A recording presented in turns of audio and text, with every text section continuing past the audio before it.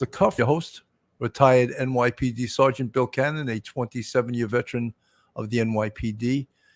You know, in this case of Madeline Soto, it's one of the most tragic cases that I've covered on this channel of Police Off the Cuff. But one thing, and that's bothered me the whole way and still bothers me, Stephan Sterns and Jennifer Soto, and you see it on the thumbnail, who is worse? And the question that we've all been asking for a while, is when will the hammer drop on Jennifer? Because I have felt from day one, knowing what we all know about this case, that she is complicit in this case. And we spoke about she could be charged through omission, or she's directly an accomplice. Definitely to the SA of her daughter, allowing her daughter to sleep with a grown man, a 37-year-old man, and condone that. But I think it may be even more egregious than that. I think the police, the Kissimmee police, are still digging through evidence and still looking for evidence that will implicate. And I believe they have the evidence, but I think when they do drop the hammer on this case, when the hammer finally comes down on Jennifer Soto, they want to make sure that the case will stick and that she doesn't have an out. Because she may be, to many, a sympathetic character in this. I don't see how, when her daughter, starting at the age of 9, was abused by her boyfriend or boyfriends. That's some of the new information that's coming out. And I think that many, it doesn't matter what, we look at this thumbnail on the screen, images discovered 60 new charges, he's a monster and not going home. That's the other thing, is that Stephan Sterns is done. He is absolutely finished, right? Those 1,700 images found on his phone, that in itself is going to put him in prison for the rest of his life. But that's really an ace in the hole that the prosecution has. However, he's the murderer of Madeline Soto. And for that, it is a death penalty case. And I believe that the state attorney in Florida will go for the death penalty for the murder first degree, because it's a murder with special circumstances, the underage of the victim. And we also learned legally that no, was not eligible for the death penalty on all the SA charges, on the 1,700 images in his phone. That law is now on the books, but it wasn't on the books until very recently. So he would benefit from it not being the law when he was committing his crimes, when he was arrested. So he would like nothing better, I believe, to implicate Jennifer, but it doesn't help him. First of all, he's got an attorney now. He can't speak up on behalf of himself at all, because his attorney would tell him to keep his mouth shut. And it's not going to help him or lessen his sentence if he gives them information that he has on Jennifer. I believe that we all, in our hearts and souls, believe that this woman is involved. No mother could be that stupid. Maybe this one is, but I believe that's what we all think, that there's no way Stephan Sterns, a liar, a murderer. Will he implicate Jennifer? His emails indicate he will. The emails to his mother, Deborah Sterns, which she seems to be saying in some of these emails, don't take the fall all by yourself. There's others involved. Now, that could be just the words of a grieving mother, and grieving for her son, who she can't even imagine did these things. So even though she sees the things that her son did as evil, it's still her son. And she doesn't want to see her son get the death penalty. So, folks, hold on to your hats. Hold on to your significant other. Hold on to your glass of wine, whatever you're drinking right now, because you're about to enter true crime from a police perspective. You're about to enter the off-the-cuff zone, the police off-the-cuff zone.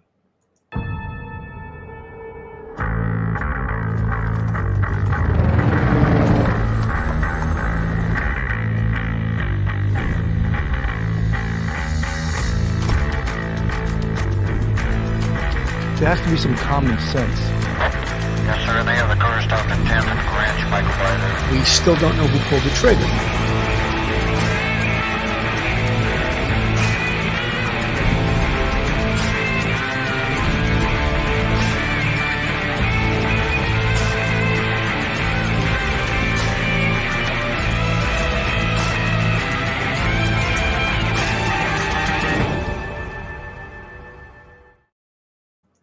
You know, one of the things that really bothered me about this case is that at least for 4 years, this SA was going on with Madeline Soto. And I always questioned when we first started covering this, where was the mandatory reporters? And what do I mean by that? Where were the school teachers? Where were the doctors? Where were the nurses? Where were the folks that Madeline Soto dealt with every day? Teachers, guidance counselors. They didn't see anything that indicated something was extremely wrong at home, and they didn't report this.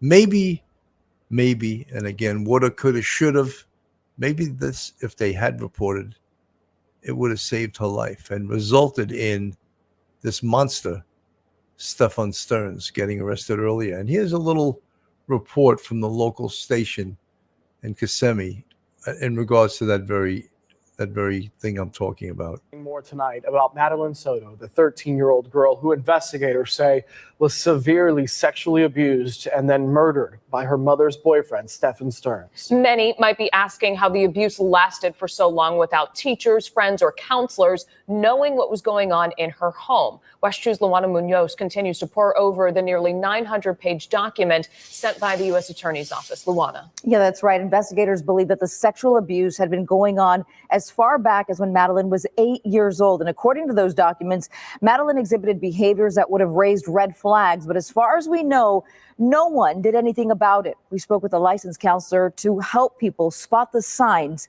of abuse. According to this incident report, investigators interviewed teachers and classmates of Madeline Soto, the 13-year-old who had been extremely sexually assaulted for years by her mother's boyfriend, Stephan Sterns.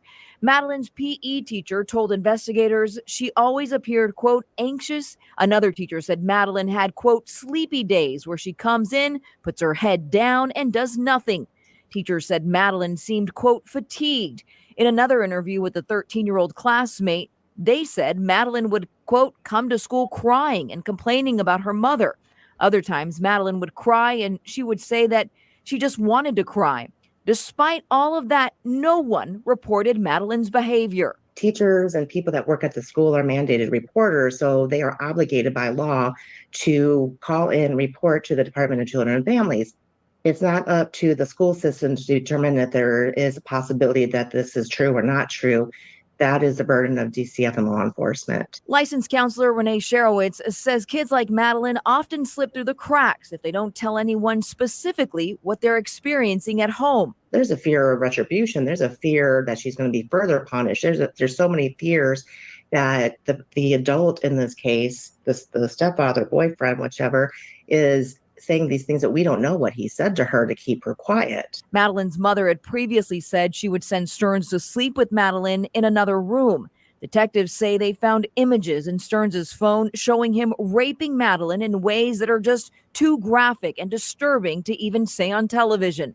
They believe the abuse may have started when Madeline was just 8 years old. If there's any suspicion, report it. The burden of proof is not on you, and rather save a life than wish I would have or could have done something to help. And once again, Stephan Sterns, this man right here, is accused of killing Madeline. The state attorney announced this week that they are seeking the death penalty against him. Back to So I wanted to bring that back up. I know that's a report from earlier on in this investigation, but these incidences of abuse, they typically do show up in a child's behavior. And Madeline Soto, you saw she was falling asleep in school. She would cry and she would say she just wanted to keep crying, and she would say she was having problems with her mother. So mandatory reporters in certain jurisdictions, I know in New York it was the case, if you didn't report, you could be charged with a misdemeanor if you were a mandatory reporter. And my position as an NYPD police sergeant, when I was on patrol, I would frequently get called to homes where there was allegations of child abuse. And it was my duty to make this assessment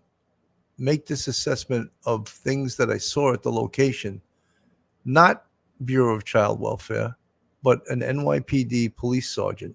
And I would imagine it's that way in Kissimmee and other places, that the sergeant makes the decision whether to remove the children or not, based on things that you see in the home.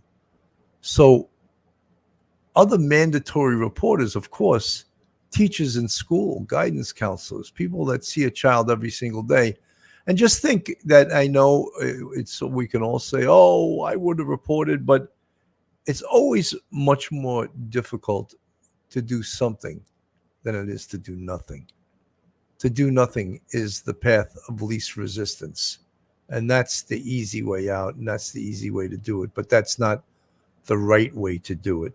You know, earlier in the week, Anganette Levy did an excellent report. I'm going to play some of her report because some new information came up, of course, and we've all heard about the emails and some new facts. And I just want to also put it out there because it's not like I'm giving you breaking news. We're more or less having a discussion about what a lot of these things mean. And I know it's not hot off the press this second, but we all agree Stephan Sterns is finished. And again, he's innocent through proven guilty, but 1,700 images they find on his phone. I would say Stephan Sterns, just for that, will get has a good chance of getting life in prison without parole. And then, of course, the murder, he's eligible for the death penalty. I'm going to bring this is from Law and Crime with Anganette Levy. I'm going to play a little bit of this. Looking forward to my visit here.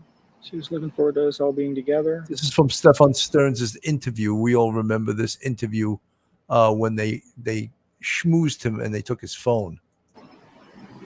She's just happy. That was Stephan Sterns talking to detectives the day before he was charged with trying to destroy evidence that investigators said showed him sexually abusing Maddie Soto. Prosecutors would later charge Sterns with murdering Maddie. And now we're learning some stunning new details about what police claim Sterns' mother told them in the first days of the investigation. Welcome to Crime Fix. I'm Anganette Levy. We've been digging into the Maddie Soto murder investigation for months. And now we've uncovered new information about what happened when detectives searched the home of Stephan Sterns' parents days after Maddie went missing. This information is even more surprising given some of the statements that Sterns' mother, Deborah, made in messages to her son in jail. We'll get into that in just a bit. But first, we have to go over the timeline. That's important here. Maddie was reported missing on the evening of February 26th when her mom went to pick her up at school and she didn't come out. So she was supposed to be dropped off at school, didn't make it to school. Didn't make it to school. I went to pick her up from school today, Okay. and she never came out. They announced it over the speaker, and I'm just like, maybe she walked here because sometimes she'll walk here to this office. Mhm. I came here, nothing. I went back to the school, they were closed. I got an email from the school saying she was absent, but You know, when you watch in this video, you watch Stephan Sterns' body language, crossing his arms, just looking down, not meeting anyone's eye gaze. It's just like, these are what professional investigators see as signs of guilt. And Jennifer Soto, when she starts giving the report, to the officer who's taking the missing person report, she never even saw Madeline Soto on the morning that she allegedly was driven to school by Stephan Sterns. So she had no idea what she was wearing, but she made something up. So she was lying. So I ask you guys out there as devil's advocate, why was she lying? Why was she lying? People tell the truth when they have nothing to hide. So what was she hiding? And in my mind, she was hiding that she was involved in this. I also messaged her teacher, and he looked at her entire attendance today and saw that she was completely not at school today either. Okay. So she never made it. Jen Soto talked to the deputy for a few minutes, explaining what Maddie was wearing when she left for school. Madeline Soto, age 13. I'm trying to get a clothing description now. What was she last seen wearing? Green hoodie. Green hoodie. White Crocs. White Crocs. Either blue or black pants. I think black shorts. Black shorts. Yeah. Black shorts. I always find that part of the interaction interesting because Jen Soto would later tell detectives that she didn't see Maddie before she left for school that morning, that she maybe heard her and Sterns getting ready to leave. Sterns was interviewed the morning after Maddie was reported. So then if she didn't see her, then she just made up that clothing description right there. She just made it up. She had no idea what she was wearing. Missing. That was February 27th. And he told detectives about the last time that he saw Maddie. I said, okay, let her out. Have a good day. Love you. Thanks. Love you too. And I turned around and was driving away and was watching her in my rearview mirror to make sure that she was going where she was supposed to go. And she was moving in that direction, but she was rummaging around in her backpack or something. What I assumed was probably headphones or something like that. But find out later that she forgot her phone here, so she may have been rummaging for her phone. But she was still kind of making her way towards that direction, so it looked okay. Looked like any other day. And I just continued on. Police and prosecutors would later say that statement was a lie and that Maddie was never dropped off at school the morning of February 26th. Our detectives have determined that Madeline was never dropped off on the morning of February 26th near her school. Instead, we believe she was already dead at the time and that Stephan Sterns moved her body in the early morning hours on that day. Sheriff's official. So that was a revelation when it came out that was shocking to all of us. Like, how did they know she was already dead? And it was really from video that saw her limp body in the front passenger seat of Stephan Sterns' vehicle. And then Stephan Sterns was seen at 7:35 in the morning dumping her backpack and her laptop into a dumpster on the condo property. So none of his actions met with his words. He was lying about everything. The net owl, the mom's home environment may have been just as bad. None of the extended family seemed to notice anything. It's almost as if Jen didn't know this was wrong until she got caught. Yeah, but you know something, net owl, ignorance is no excuse. You know, if you're stupid, you know, and I've seen a lot of stupid people in my life, that's absolutely not an excuse for breaking the law and for abusing a child. Hey Jude, she had no phone, so how was she to listen to her headphones or AirPods because she had no phone? Hey Jude, you're very astute. She, according to Stephan Sterns, she left her phone at home. So you're right. She had no phone. So when people lie, they can't remember their lies and they trip on themselves. Stephan Sterns had such a whiny bitch voice. Poor me. You're right, he absolutely did. I think a lot of times he was putting that voice on. Dawn Marie, very nice to see you. Scott Messerschmidt, he's saying hello. She's saying hello to you, Scott. Hey, buddy, Dawn, good to see you in the chat. So, Eyes on Heaven, answering your question. Mama's words, she knew about it. She let them sleep together. Mom's supposed to protect the child. Eyes on Heaven, 100%. 100%. And that's why, again, my entire dissertation here is that Jennifer Soto is involved. And we will learn perhaps why the trigger has not been pulled on her yet. Officials also revealed that Sterns also drove with Maddie's dead body in the passenger seat of that silver Lincoln he was driving the morning of February 26th, and that he even returned to the complex where they lived. We have video evidence that shows Stephan Sterns discarding items in a dumpster in that apartment complex in Kissimmee at 7:35 on Monday, February 26th. Detectives later recovered Madeline's backpack and her school-issued laptop from that dumpster. Detectives in Kissimmee tracked Sterns' movements using license plate readers. They basically knew the route that he took when he left that morning. Even though he was a suspect in Maddie's disappearance early on, detectives still could not find her body. So they asked police to search the home of Sterns' parents in Northport, about 3 hours south of Kissimmee. That's the view of the house on Google Maps. You see the silver Lincoln in the driveway. Before we go to this, I just want to read something from the chat. Steve Welbert, as a former Bergen County, New Jersey teacher, I was not only told that if you felt that there was abuse, you not only had to report it to DYFS, but were obligated to contact the authorities as well. Steve Welbert, 100% mandatory reporters. That's your job.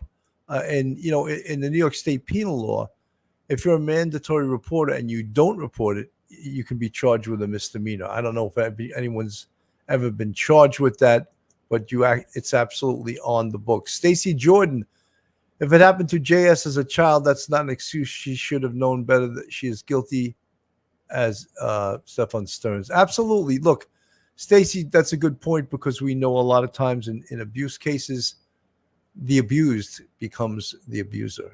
And that is just a fact of life. But this is one of the most egregious cases I think that any of us have seen of this level of abuse. Donna Hoy from the chat, how does any mother of a young girl send that child to bed with her mother's boyfriend? Donna, it's baffling to most of us here. In fact, all of us, I would think it's baffling how a mother could do that.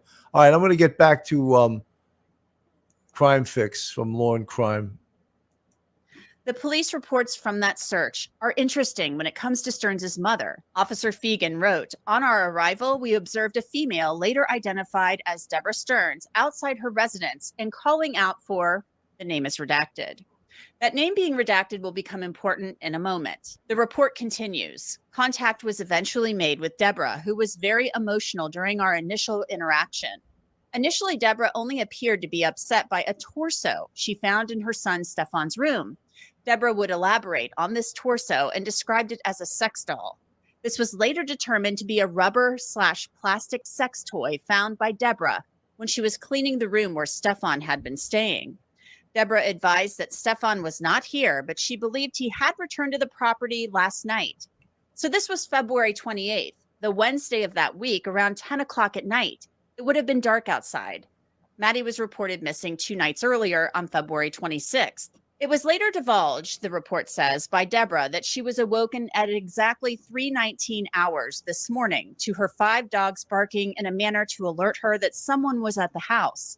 Deborah's husband, Christopher Sterns, was not at home last night as he had ventured to Orange County at approximately 2300 hours to assist their son, Stephan Sterns, with a recent housing crisis. Deborah Sterns then explained the reasons why she believes Stephan would have returned to their home almost 3 hours south of Kissimmee. One part is redacted from the report, but then it says she believes Stephan could have returned for cash that was kept within the home by her and Christopher. Deborah Sterns then told the officer that she took something from Stephan's bedroom, but that is also redacted from the report. The officers took photos of Stephan Sterns' bedroom to document the way that it looked. They searched his parents' home and said they found nothing of evidentiary value. Now, this was the same night that Stephan Sterns was taken into custody by Orange County Sheriff's deputies, after the sheriff said they discovered Sterns had tried to delete evidence from his phone.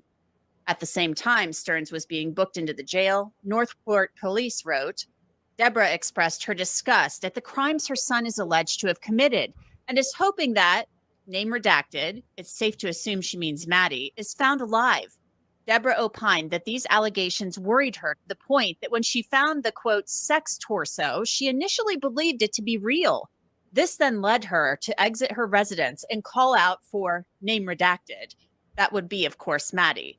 The officer and a detective wrote that Deborah Sterns was worried that Stephan had returned to her home early that morning when the dogs awoke her and they were barking, and that he may have put Maddie in the woods behind their house. Of course, So his own mother, based on this case and based on what she knew of her son, thought that he may have dumped Madeline Soto's body behind their house. And totally imagine an elderly woman. I guess she's elderly. I would imagine she's probably in her 70s or so.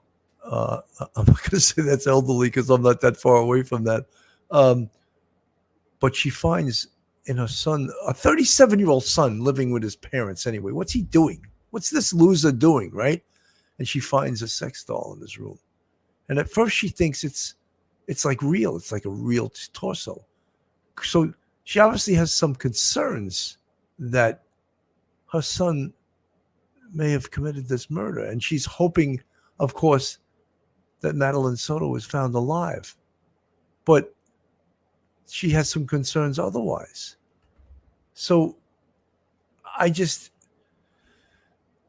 it's just really, as this case goes forward and we, Melsila says that's not elderly Sergeant Cannon. You're right, it's not. I misspoke. I misspoke. Schmitty, from the chat, Sergeant Bill, what do you believe is the reason for the time it is taking to hold Jen accountable? Schmitty, I'll tell you what I think, and the reason I think is because they want to build the most solid case possible against Jennifer Soto. This is my opinion. And if they arrest her now, the speedy trial clock starts ticking, that the prosecution has to be ready to go to trial in X amount of time. But if they don't arrest her, they can keep building a case against her until they have what they consider to be enough evidence to go forward with it. So I don't think they believe that she's a flight risk. I don't believe they think that she's a risk to commit other crimes. So I believe that's why they're taking their time. So good question, Schmitty. Absolutely great question. Tom Honecker, no job, but has money for sex torso. Probably stole dollars from his parents for it. Tom, you're right. This guy's an absolute 37-year-old loser. Absolute loser, has no job, living with girlfriends, living with I can't say that word, elderly, living with his parents. Yeah, just absolute loser. Folks, this is Police Off the Cuff, real crime stories. If you like real crime, true crime from a police perspective, then you're in the right place. If you're not subscribed to us, go on our YouTube, hit that subscribe button, give us a thumbs up, and ring that bell.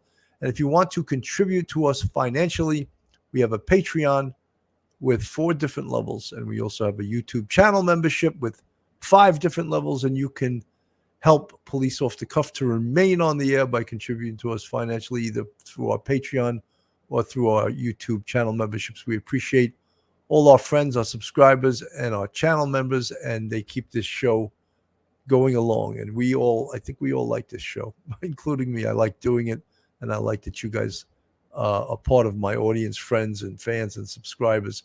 Simi Sharp. So I don't know how to take that. She immediately thought it was a dismembered body. She didn't think it was a sex toy. I mean, why did her brain go first to the worst regarding her son? Simi, that's a great question. I think obviously she probably has had some fears. Madeline Soto wasn't found at that point. She probably had some fears that her son was the one that killed Madeline Soto.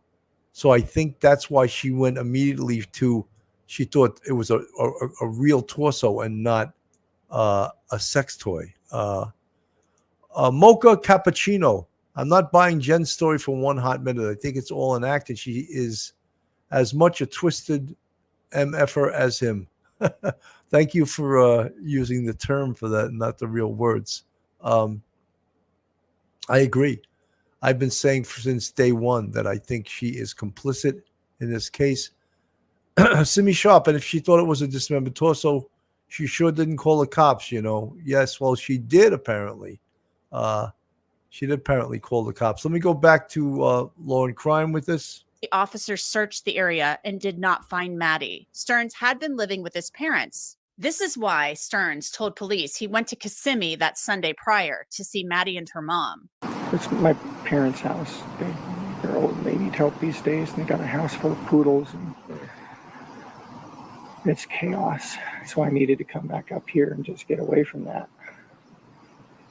Between two deaf old people yelling at each other and poodles yapping all the time, it's enough to drive anyone up a wall. Just very happy to be back here. That Sunday, Sterns drove his dad's silver Lincoln from his parents' home in Northport to the apartment where Maddie and her mom lived in Kissimmee. Less than 24 hours later, police said Maddie was dead after celebrating her 13th birthday with a party at her grandparents'. Hey, Crime Fix viewers, I want to tell you all about Wondery. So that's where we were at this point in the case, of course. But we're finding some really interesting new facts out in regards to this case. Let me just move further on, but I want to go past. I can't stand Stephan Sterns' voice either. It's really grating. But some of what we find out now, some of these emails are just unbelievable and almost like smoking, put icing on the cake evidence. I'll put it that way, because they already have smoking gun evidence against him. But let's put the icing on the cake evidence. That's what this is. I didn't make it that far. I got a flat tire on the way. Do you remember where you got your flat tire? It was on 192. I pulled into one of those flats. This was part of his interview with the detectives from Kissimmee, who did an outstanding job. I thought they did a great job. And a lot of times when you have a suspect in the box, as we call it, you want to try to get them to consent to things. You don't want to have to go the route of a search warrant until it's absolutely necessary.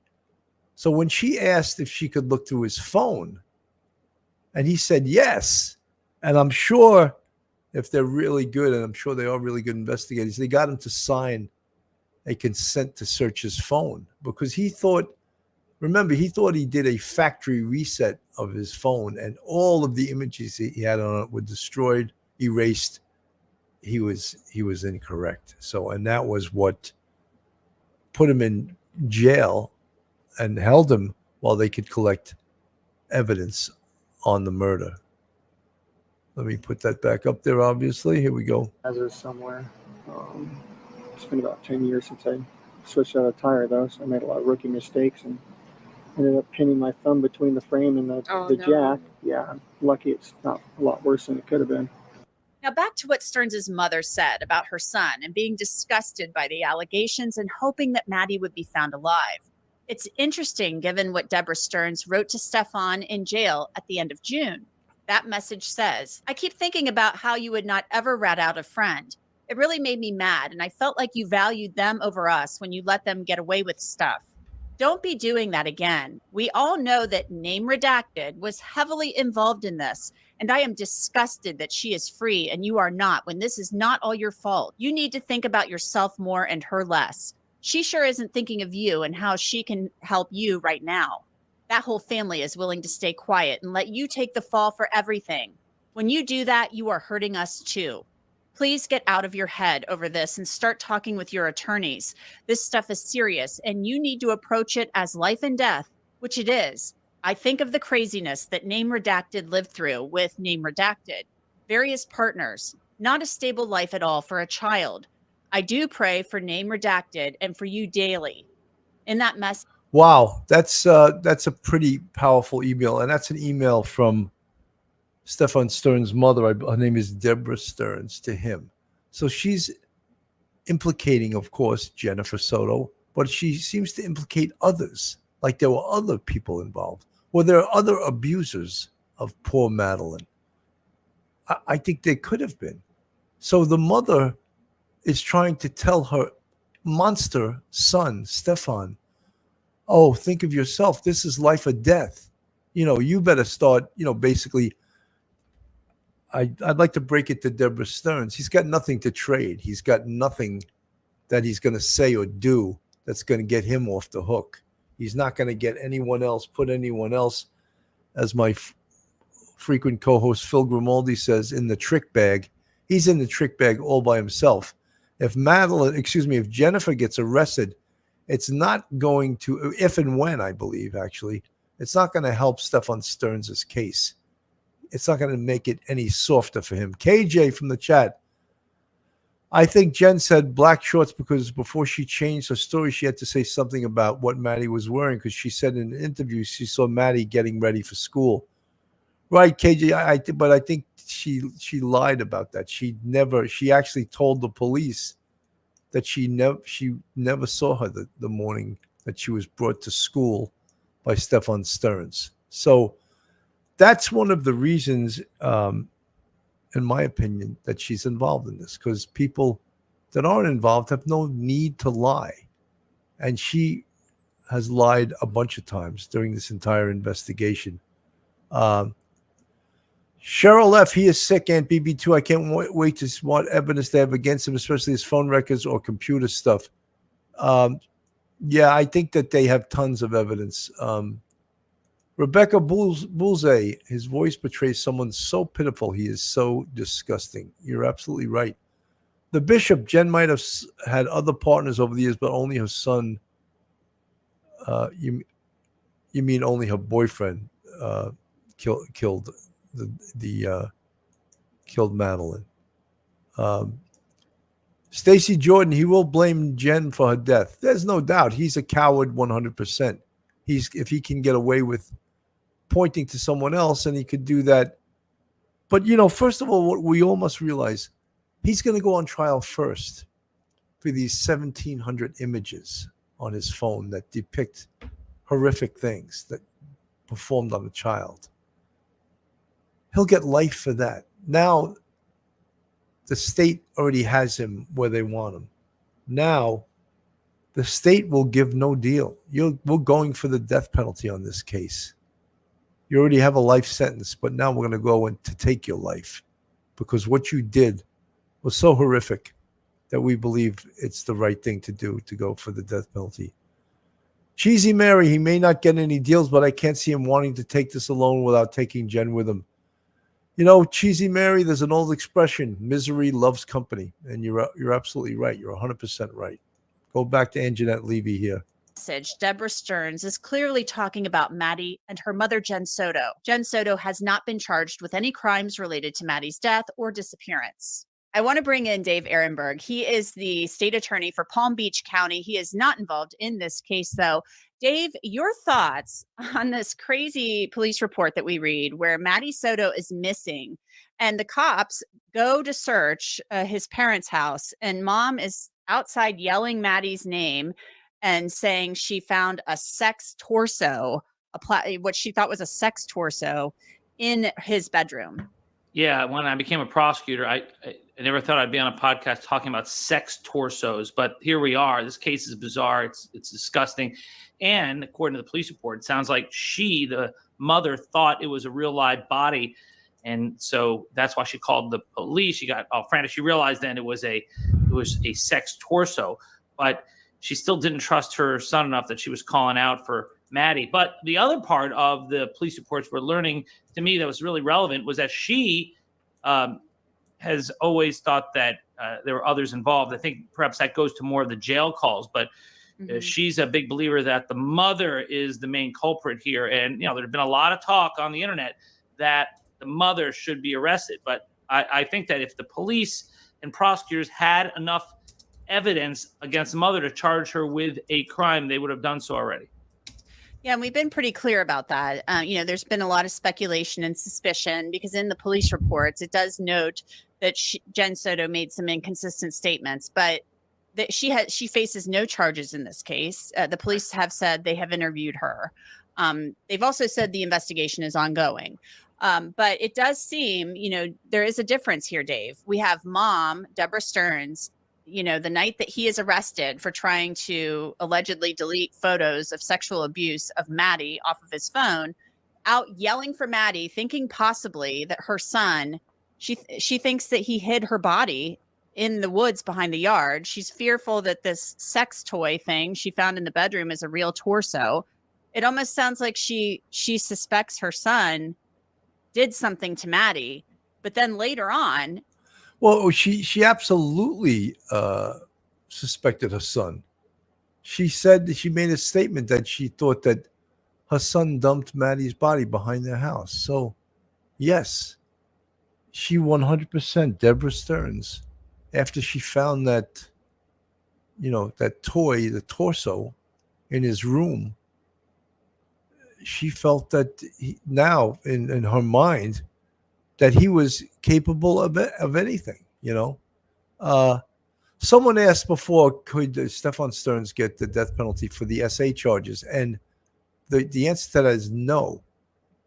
Now, if you committed that going forward now, yes, you could. But at the time when he committed the crime, the time frame he committed these crimes, that law was not on the books. It's been recently passed. So it doesn't apply to him for the SA charges.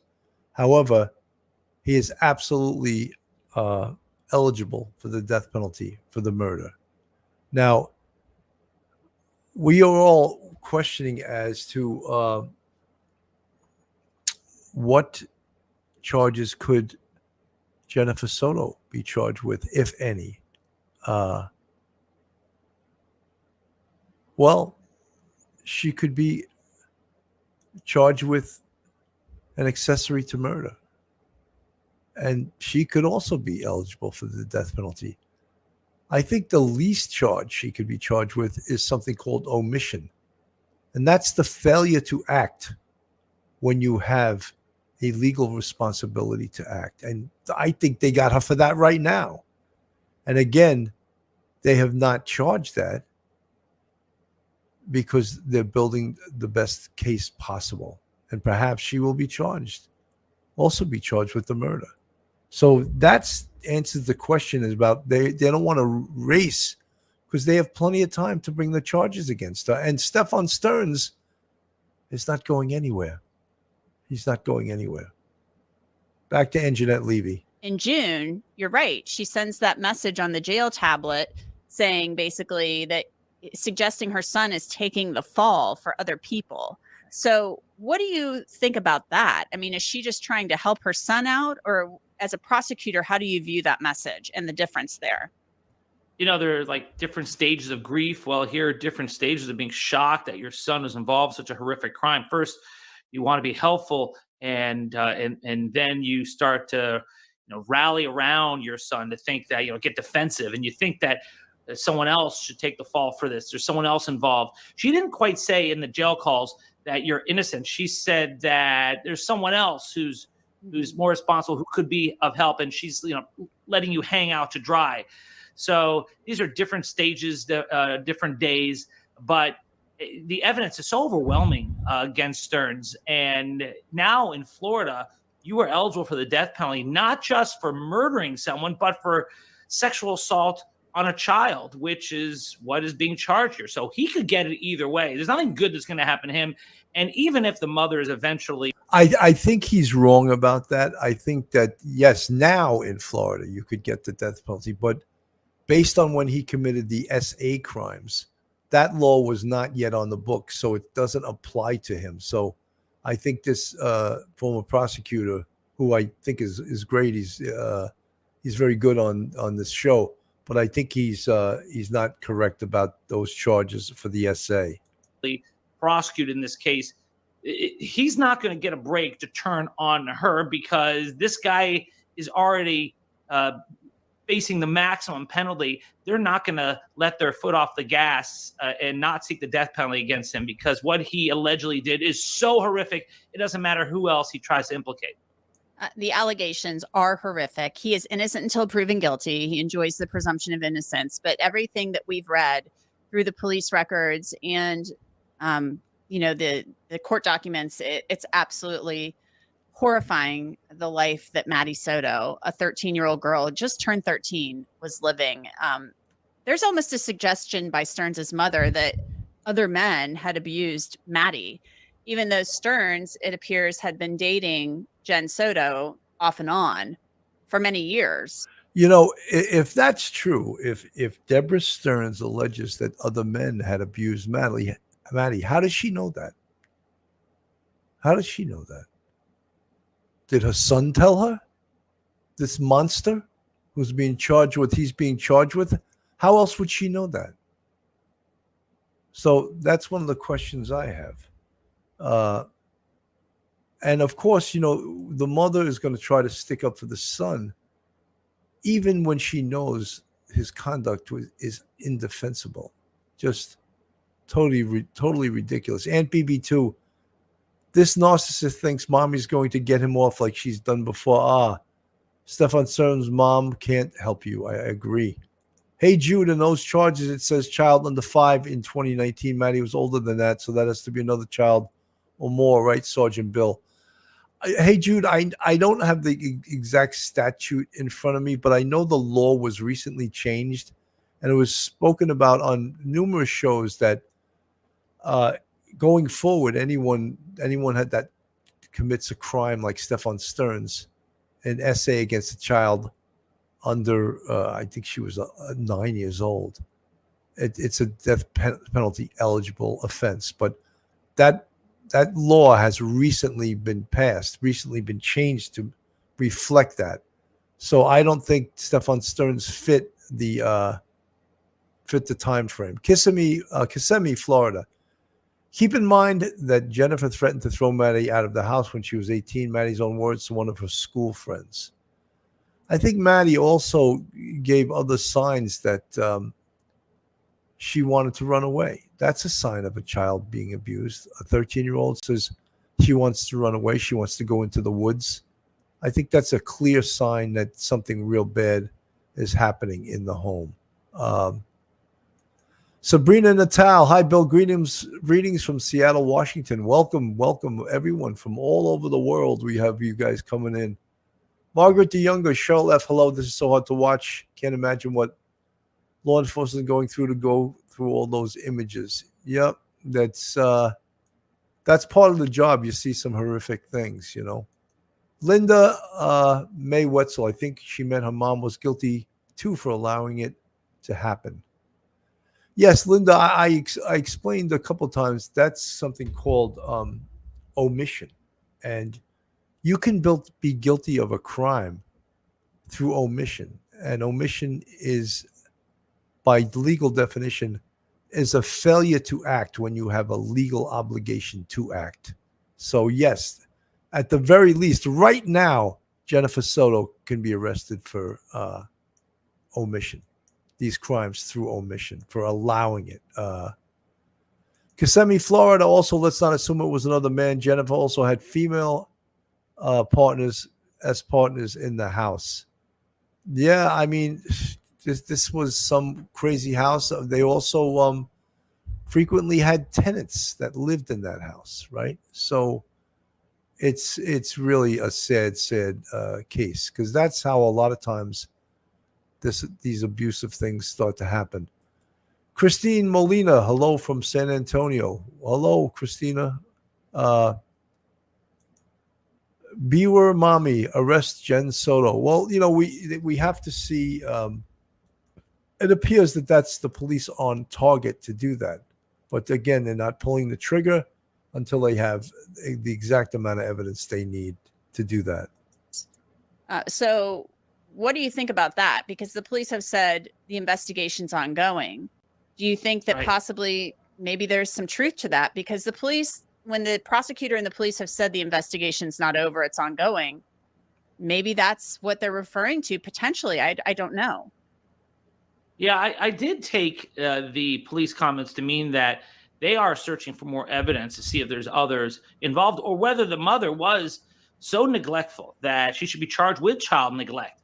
You know, she's the one, after all, who allowed her daughter to sleep in the same bed in another room with Sterns. And if it's proven, or at least if it's shown with some evidence, that there are other men involved, yeah, then I think it's much more likely that the mother gets charged. But you're right. Everyone's innocent until proven guilty, and the mother hasn't even been charged yet. But this investigation is ongoing.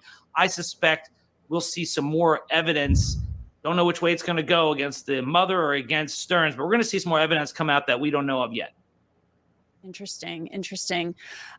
They were leaving no stone unturned. It seemed like many law enforcement agencies were working together. They even searched a storage unit down there in Northport. This is almost 3 hours south of Kissimmee, Orlando area. And so they were looking everywhere for Maddie's body because they couldn't find it. Yeah, well, they also knew that Sterns had visited that storage unit while the investigation was still going on. He had visited for a short period of time, I believe for 10 minutes. He got his way in there, even though it was not his storage unit, it was his father's. But we don't know what they found in there, if that was something that can be used against Sterns. But yeah, the police, this is a high profile case, and police know it, and they're taking their time because they don't want to make a mistake. They've got this guy behind bars, and they don't want to start the speedy trial clock under the state law against the mother by charging her too soon. If you charge her too soon before you got the goods, then you gotta get her on trial before perhaps prosecutors are ready, and that is a danger. So I respect what law enforcement is doing. They are being meticulous. They are getting all the evidence, knowing that if they act too soon, then time won't be on their side. Yeah, and they said they didn't really find anything of evidentiary value in the storage unit. They did take swabs, though. They found a keychain with like a picture of a young girl and some other items. They also seized some computers and things like that. So I'm sure there'll be some evidence found on there. Dave Ehrenberg, thank you so much. So this, when we talk about the 1,700 images on Stephan Sterns' cell phone, think of the amount of investigation that's required to vet those images. What if there's images of other abused females, not just Madeline Soto? In addition, they would have to try to match up, and I believe they did a lot of this work, match up the location where the abuse occurred. And I believe that most of it, if not all of it, occurred inside the condo, but that was Jennifer Soto's home. So does that also implicate Jennifer Soto happening in her home? And that statement that she allows Madeline to sleep in the same bed as Stephan, I mean, that right there is enough, I think, to make her complicit in the abuse. I mean, just absolutely outrageous. We all remember this. I'll play a little bit of this, the interview of Stephan Sterns early on in this investigation. I think it's important to listen to. 7:15, somewhere around there, which is an early start for us, but we had talked about getting McDonald's breakfast beforehand, so we wanted to make good time. We did make good time. We got out the door maybe 7:30-ish, 7:45-ish maybe. Got over to that area. She was asleep in the car most of the time, just snoozing until we got there. We got to McDonald's. We're close to McDonald's. I said, "Do you still want it?" She wasn't interested in the McDonald's anymore, so we continued on. And she wanted to be dropped off a little down the ways from the school. She's got this phase that she's been into lately where she's very particular about what car she's seen getting out of in front of the school. She prefers her mom's car, but my cars are, I guess, kind of hoopties. I get it. It's an image thing. But that was sometime probably between 8. What's interesting in this interview, and I'm sure that people that are voice experts, he just, the tone he puts in his voice is deceptive. It's deception itself. Just that he told, and I did, he has that whiny little voice, and pretty much everything he's saying right now in this interview is an absolute 100% lie.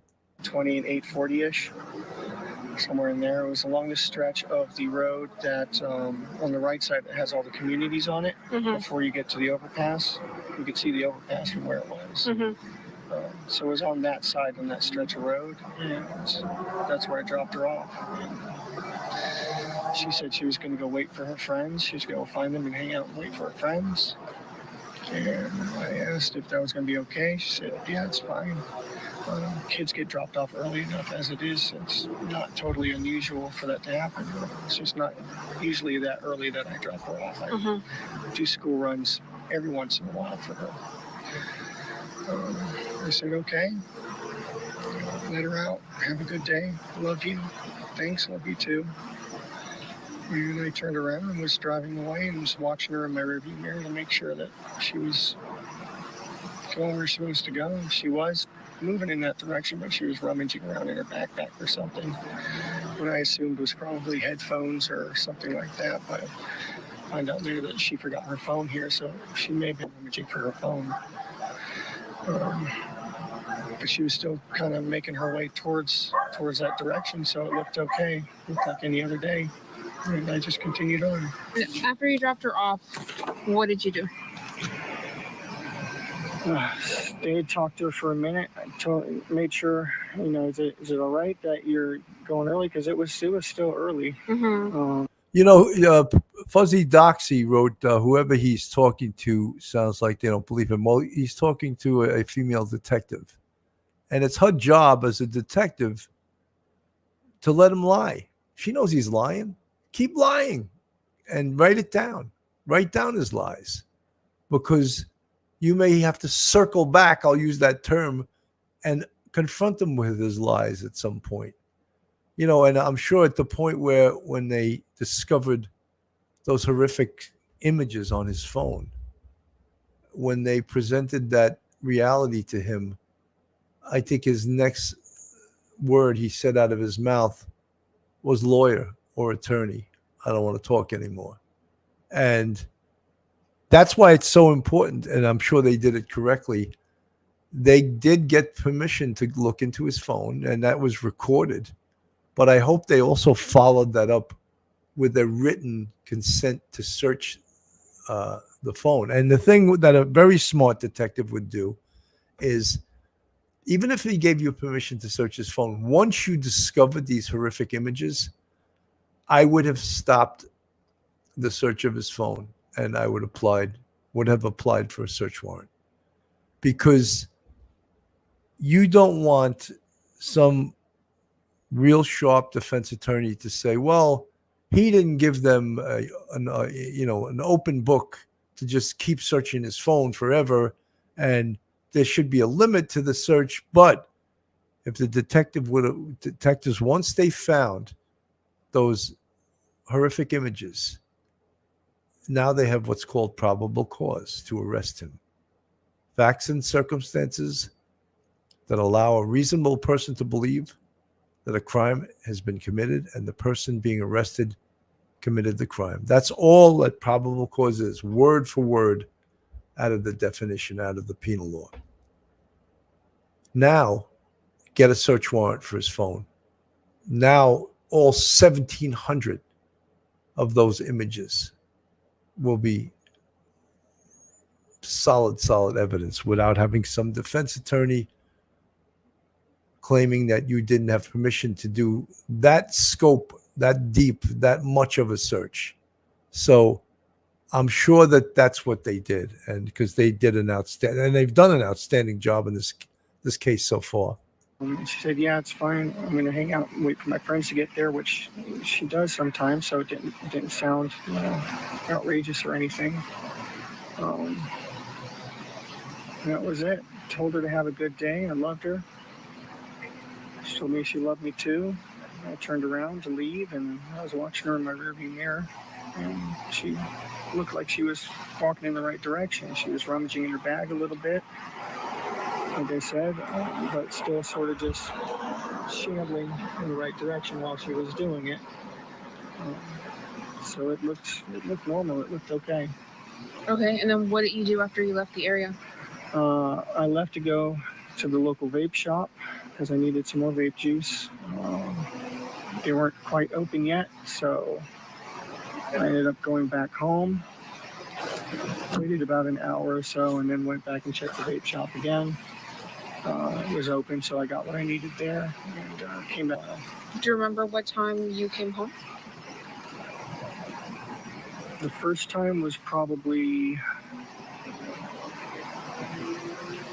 right around 10, close to it. And then I waited here and went back to the vape shop. Probably finished at the vape shop and came back home again a little after 11. And then what'd you do after that? I had a couple errands to run over on 192. She was talking about making a BJ shopping list. She just wanted to make sure I was back in time for us to both go pick up. So I was visiting some card shops around the area on 192. I'm kind of a nerd, so we had a new trading card game release, and I was seeing what the situation was with it. Do you remember what places you visited? Yeah, Coliseum of Comics. Stopped by a couple Targets, and I was going to go to House Rules Games down by Oak and 192. Mm-hmm. I didn't make it that far. I got a flat tire on the way. Do you remember where you got your flat tire? It was on 192. I pulled into one of those plazas somewhere. It's been about 10 years since I switched out a tire, though, so I made a lot of rookie mistakes and ended up pinning my thumb between the frame and the jack. Yeah, I'm lucky it's not a lot worse than it could have been. Do you remember the name of the plaza by any chance? Do you remember like what stores were in this plaza? It was like right before you got to Oak, though, so it was one of those little strips. Okay. I don't know, you've probably been asked already, but she's never ran away or been away for longer than a certain period of time, amount of time. No, she's very dependent on us. I don't think she'd know what to do if she did run away. She's not the type. She's a good kid. Besides the ADHD, is she diagnosed with anything else? Yeah, she was tested a while back and had some symptoms of autism, so she's potentially on the spectrum there. Okay. So, pretty much every word that he's saying to the investigators is an absolute 100% lie. And, he's making it up as he goes along. So, he's doing he's a pretty good liar. He's not believable in the sense that, he's making up stuff as he goes along. But, when you see people lie, many times they go into great depth, great detail on things that, it's almost like trying to throw off the investigator. And that's what he was trying to do. He was just trying to baffle him with his bullshit, as we would say, but what we do know is he's wearing that jumpsuit now, so he didn't do such a good job of the interview. And I always remember one of the parts of the interview when they first reported Madeline Soto missing. They were in this location, and we played a little of it earlier, but it really, when you watch it now, you can really see how it doesn't pass the smell test. Are we looking for another kid, or we have a kid? Looking for another one. Alright, so people are still on the scene, let's put that out. Any possible location, how long? I'm trying to get that right now. Absolutely. Okay. So she was supposed to be dropped off at school, didn't make it to school. Didn't make it to school. I went to pick her up from school today, Okay. and she never came out. They announced it over the speaker, and I'm just like, maybe she walked here, because sometimes she'll walk here to this office. Mhm. I came here, nothing. I went back to the school, they were closed. I got an email from the school saying she was absent, but I also messaged her teacher, and he looked at her entire attendance today and saw that she was completely not at school today either. Okay. So she never made it. Okay. What's her name? Madeline. Madeline. Madeline. Last name? Soto. S-O-T-O. Soto? Yeah. Date of birth? February 22nd, 2011. February 27, 2000. 22nd, Oh, sorry. 22nd, 2011. 2011. Just her 13th birthday. 13. 1418 Charlie Worldwide, what's the name of the single agent? Madeline Soto, age 13. I'm trying to get a clothing description now. What was she last seen wearing? 26 County Charlie Worldwide, people hit my call 931 at the same call. green hoodie, Green hoodie, white Crocs, white Crocs, either blue or black pants. I think black shorts. Black shorts? Yeah. black shorts. Okay, black shorts. All right. Do you know if she has like friends in the area? She does, but she doesn't know where they live. She doesn't know where they live. Okay. I asked all of them. Okay. Is this like, does she like have any places that you guys know that she'll usually be at? Any friend's house? Any places that like she likes to hang out? Typically, No. Not typically. No. Okay. Just give me 1 second. Let me see if I get some. Thank you. No problem. And what school she goes to? Hunters Creek Middle School. Hunters Creek Middle. All right. Cool. 125.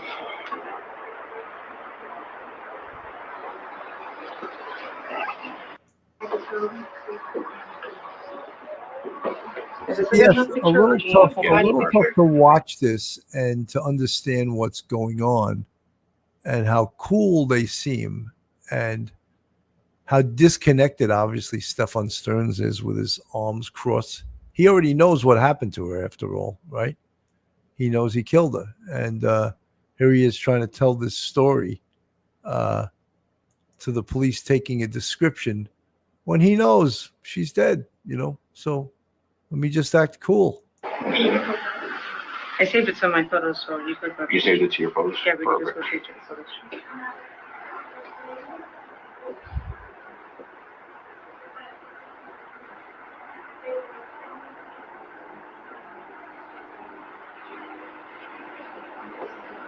Okay, perfect. Give me a second.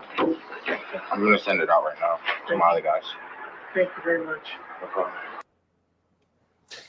All right. So that was the you know, when they first reported her missing. Now you wonder. We obviously know that Stephan Sterns knows that she's dead. My question to you is, does Jennifer Soto know that she's dead at this point? And in the very beginning of this case, I would have thought, oh, no, I don't think so. But now I have questions. I have questions whether she knew or not. Did she know that her daughter was dead at this point? Because as I said, Stephan Sterns 100% knows, doesn't he? But does Jennifer Soto? That's my question to you guys. Does Jennifer Soto know that her daughter, Madeline, is dead at the point where she's reporting her missing? It's a question that, you know, it's not an easy answer. You either believe, I think, that Jennifer Soto is 100% involved, or you do not believe she's involved. And I happen to think from day one, I believe she's involved. I believe she's complicit in this. And as I said many times, at the very least, she's guilty of omission. Evelyn Rodriguez from the chat. So many red flags and nobody spoke this sick MFer. Somebody need to torch him, poor Maddie. Kissimmee, Florida. Jennifer didn't give a SHIT about Maddie. She was a selfish, self-centered loser, just concerned with her own dysfunctional life and trying to keep a man and her disability check. Wow. I think that's a possibility. You know, I really do.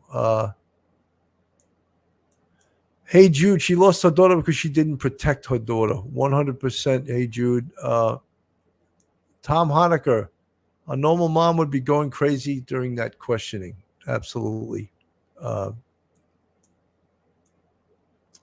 From the chat, Lou G, she pimped her daughter to that monster. I hope not. KJ, yes, there was a child under 5 that he committed essay that involved a term that I'm not sure can be said on this channel. No, you can't say certain terms on this channel. Well, that's another question I have inside his phone.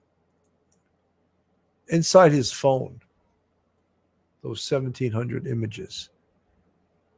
The police have to investigate all of those. And if there's other images of other children or other adults with children, this become an investigation that is so complicated. But the bottom line is this case is what they are concentrating on. The Kissimmee police are concentrating on it. Rebecca Bullseye from the chat, my thoughts on Jennifer Soto. She got pregnant and her father left her. He got married to another lady. JS was very happy trying to raise a child by herself and punished Maddie because of this situation. Well, it's a good theory. I don't know if there's truth to it. Sherry Murray, mother allowed this to go on, just as guilty in my opinion. Yeah, I mean, this is just a horrific case. Shelly Beans, I think they haven't arrested her yet to bait him. She'll be arrested eventually, but for now, make her feel safe. Kissimmee, Florida, and the grandmother, not a care in the world in the office in that video. She knew Jennifer was a nutcase, and Stephan Sterns too. Tom Honecker from the chat, how does any woman let a man like that get anywhere near her daughter? She had to know he was deranged. Yes, I agree. Mary A. Jen's eyes give her away, open wide and reciting a script at first, and she squints the rest of the story. You guys got this down. Frizzy Lizzie, 70. She just seems so unconcerned about her missing daughter. I just want everyone who's responsible for what has happened to this poor kid to be held accountable if they knew and didn't report also. Agreed. Agree. You're preaching to the choir, guys. So, folks, again, this is Police Off the Cuff Real Crime Stories. If you're not subscribed, go on our YouTube, hit that subscribe button, give us a thumbs up, and ring that bell.